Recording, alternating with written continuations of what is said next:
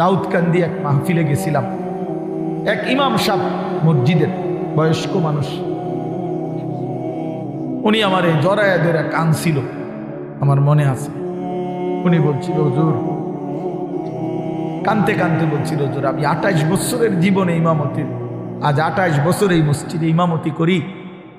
আমার জীবনের কত স্বপ্ন, কত আশা, বাচ্চাদের কত আবদার, বউ বাচ্চার কত চাওয়া পাওয়া, কিছুই পূরণ করতে পারি নাই। অল্প কয়টা টাকা বেতন পাই, টানা হেসরা করে জিন্দিগিটা কাটাইছি হুজুর।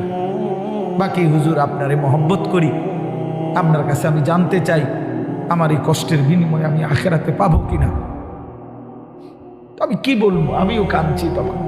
হায় হুজুর কি বললেন, চোখটা বন্ধ হলে দেখবেন আপনি আখেরাতে বাদশাহ।